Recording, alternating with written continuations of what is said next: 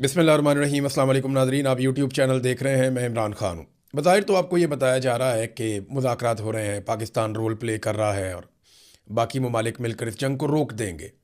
लेकिन ये एक तरफ की कहानी है। पाकिस्तान कोशिश ज़रूर कर रहा है और उस कोशिश की तारीफ़ की जानी चाहिए। यही कोशिश मिस्र भी कर रहा है और ऐसी ही कोशिश तुर्की भी कर रहा है। इसराइल ये नहीं चाहता कि जंगबंदी हो और ईरान अभी तक किसी पे एतबार नहीं कर पा रहा। ऐसे माहौल में अमेरिका इस खित्ते में बहुत बड़े पैमाने पर फ़ौज इकट्ठी कर रहा है।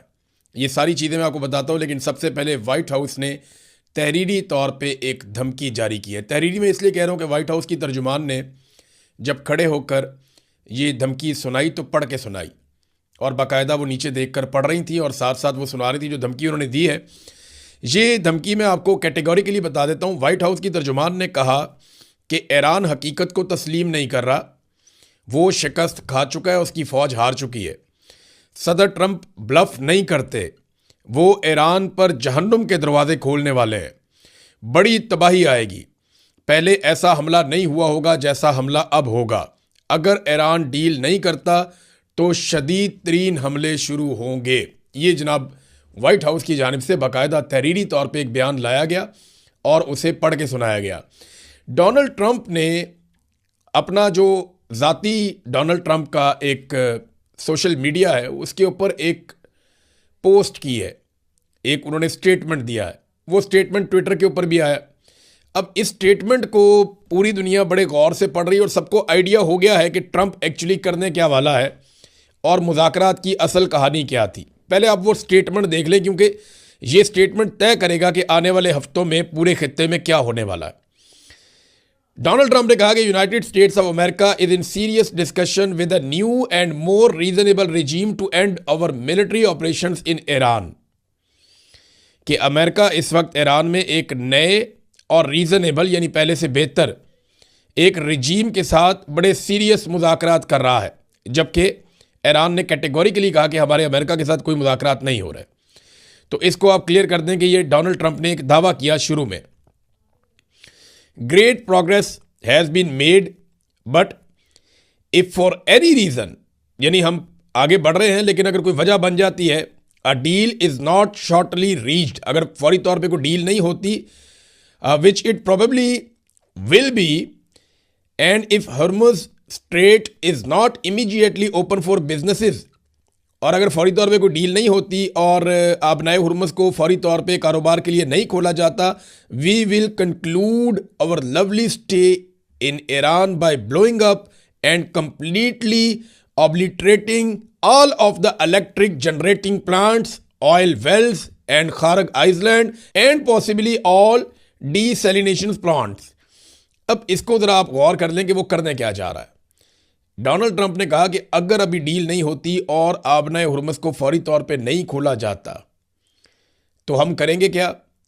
हम इनके जितने भी प्लांट्स हैं उनको तबाह कर देंगे, बिजली पैदा करने वाले प्लांट्स को भी तबाह करेंगे, तेल के कुओं को भी आग लगा देंगे, खारक के जजीरे को भी तबाह कर देंगे, और पानी को साफ़ करने वाले जितने प्लांट्स हैं उनको भी पॉसिबली हम तबाह कर देंगे।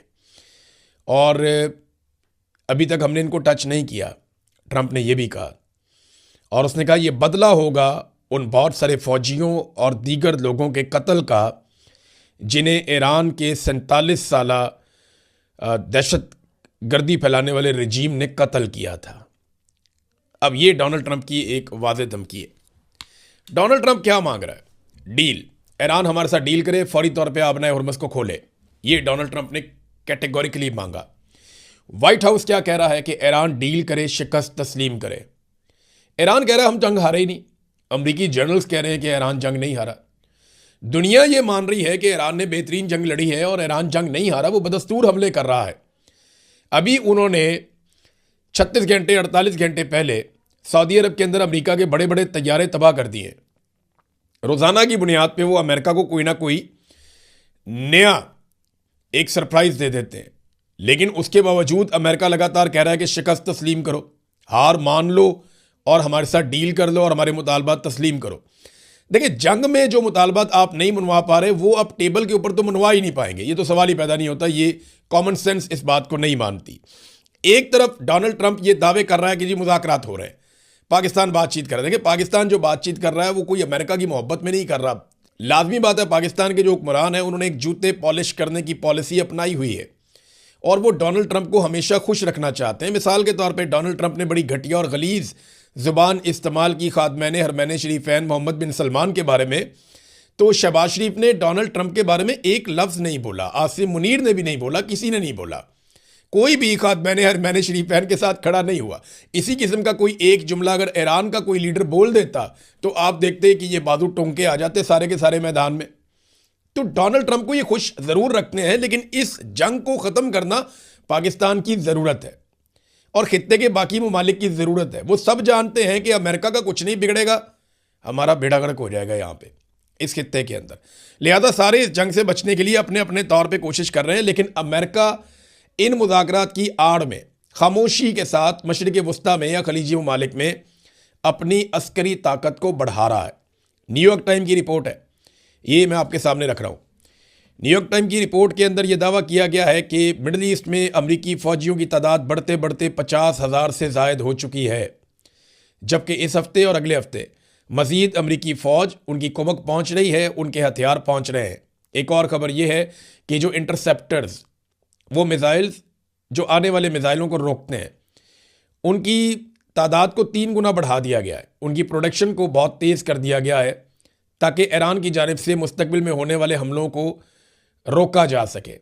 अब अगर अमेरिका तबाह कर देगा ईरान के अंदर पावर प्लांट्स को, अमेरिका अगर तबाह कर देगा ईरान के अंदर वाटर सैलिनेशन प्लांट्स को, और अगर वो वहाँ पे तेल के कुओं को आग लगा देगा, खारक पे कब्ज़ा करके उसको आग लगा देगा या तबाह कर देगा, तो इसके नतीजे में ईरान भी ऐसे ही करेगा। ईरान कह चुका है कि वो ये सारा कुछ उन ममालिक के साथ कर देगा जो अमेरिका को अड्डे फराम करेंगे या मदद फराम करेंगे, ये सारा कुछ ईरान के साथ करने के दौरान। यानी अमेरिका जिन जिन मुल्कों पे बैठ के ईरान के साथ जुल्म करेगा, ईरान वापस उन मुल्कों के साथ वही करेगा। ये ईरान ने कैटेगोरिकली कहा हुआ है। तो क्या अरब ममालिक इसके लिए तैयार है? लेकिन अरब ममालिक में 50,000 से ज़ायद अमरीकी फ़ौजी पहुँच चुके हैं और इस बात का दावा किया जा रहा है कि एक बड़ा ज़मीनी हमला आने वाले दिनों में अमेरिका कर सकता है। और ये न्यूयॉर्क टाइम की रिपोर्ट भी है, वाशिंगटन पोस्ट की रिपोर्ट भी है, और तमाम रिपोर्टें ये कह रही हैं कि ज़मीनी हमला अमेरिका करने का प्लान कर रहा है और इसीलिए बड़ी तादाद में वो फ़ौजी इकट्ठे कर रहा है। तो क्या ये मुमकिन होगा अमेरिका के लिए कि ईरान में चले जाएं अपनी फ़ौज को लेकर और वहाँ से फिर निकल भी आएँ अपने टाइम पे? देखिए, ईरान में घुसने का रास्ता तो आसान है, लेकिन वहाँ से आप निकलेंगे कब, ये फैसला तो फिर ईरान की अवाम और वहाँ की फ़ौज करेगी। अभी तक की इतला के मुताबिक 10 लाख से ज़ायद ईरानी शहरी रज़ाकाराना तौर पे अपने आप को फ़ौजी खिदमात के लिए पेश कर चुके हैं और उनकी तरबियत भी जारी है। तो ईरान में तो एक इतनी बड़ी फ़ौज बन जाएगी, यानी आप अंदाज़ा करें ना वो कितना बड़ा मुल्क है। ईरान 9 करोड़ से ज़ायद लोगों का मुल्क है, वहाँ पे इतनी बड़ी फ़ौज बन जाएगी कि अमेरिकन उसका मुकाबला करते करते थक जाएंगे। अब यहाँ पे एक ईरान पे एटमी हमला होने वाला है, इस खदशे का इजहार भी किया जा रहा है। जहन्नुम के दरवाजे खोल दिए जाएंगे अगर व्हाइट हाउस कह रहा है या डोनाल्ड ट्रंप कह रहे हैं कि वो खौफनाक कत्लेआम पे मामला ले जाएंगे और बहुत बड़ी तबाही फैला देंगे। तो उसी वक्त अक़वाम मुत्तहिदा में एक अक़वाम मुत्तहिदा के अहम सफ़ीर है मोहम्मद सफ़ा, उन्होंने रिज़ाइन कर दिया। मोहम्मद सफ़ा का जो रिज़ाइन है ये बड़ा सिग्निफिकेंट है। इन्होंने ये कहा कि, और ये अक़वाम मुत्तहिदा के अहम सफ़ीर हैं, ये बड़ी अहम ड्यूटीज़ करते रहे अक़वाम मुत्तहिदा के साथ, और इन्होंने कुछ हसास मालूमात लीक कर दी हैं। इनका दावा यह है कि अक़वाम मुत्तहिदा अंदरूने खाना उन हालात के लिए तैयारी कर रहा है जब ईरान के ऊपर एटमी हमला किया जाएगा, और ये हमला ईरान के किसी बड़े शहर पे जैसे कि तेहरान वगैरह पे हो सकता है। अब इस किस्म की चीज़ें सामने आ रही हैं आलमी मीडिया में। इन्होंने जो ट्वीट किया जिसमें इन्होंने रिज़ाइन किया कि मैं अब अक़वाम मुत्तहिदा के साथ काम नहीं कर रहा और मैं पीछे हट रहा हूँ, मैं इतना बड़ा बोझ नहीं उठा सकता कि अक़वाम मुत्तहिदा तैयारी कर रहा है एक मुबैना एटमी हमले की और उसके बाद की सिचुएशन की जो ईरान के ऊपर होगा। अब ईरान पे एटमी हमला, यानी जापान पे एटमी हमला क्यों हुआ था, आप याद करें ना वो दौर, जापान भी हार नहीं मान रहा था, पीछे नहीं हट रहा था, शिकस्त तस्लीम नहीं कर रहा था, लेकिन जब वहाँ पे एटमी हमले हुए तो उसके बाद जापान बदल गया। तो अब वही फार्मूला शायद अमेरिका और इसराइल के दिमाग में चल रहा है, और अक़वाम मुत्तहिदा उसके लिए तैयारी भी कर रहा है, हालात का जायज़ा ले रहा है। अगर ऐसा होता है तो फिर हम क्या करेंगे। जो ट्वीट है मोहम्मद सफ़ा की, वो मैं आपके सामने रख देता हूँ। People don't understand the gravity, ये लोग उसकी शिद्दत का अंदाज़ा भी नहीं लगा सकते। न्यूकिंग 10 मिलियन, 1 करोड़ लोगों के ऊपर एटम बम फेंक देना, यानी एक ऐसा एरिया डिस्कस हो रहा है जहाँ पे 1 करोड़ लोग रहते हैं।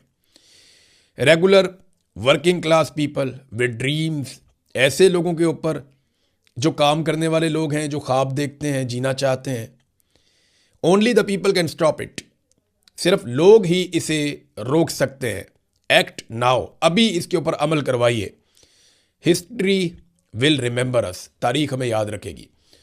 अब ये एक बहुत बड़ा दावा है और आलमी मीडिया में हर तरफ ये खबर फैली हुई है कि क्या वाकई एक प्लान किया गया है कि ईरान पे एटमी धमाका किया जाए, और अक़वाम मुत्तहिदा को उसके बारे में आगाह किया गया है, और अक़वाम मुत्तहिदा उसके बारे में डीप डिस्कशन अंदरूने खाना कर रहा है कि अगर ईरान पे एटमी हमला होता है तो दुनिया को कैसे कंट्रोल करना है और मामलात को आगे कैसे बढ़ाना है, फौरी तौर पे कौन कौन से इक़दाम करने होंगे।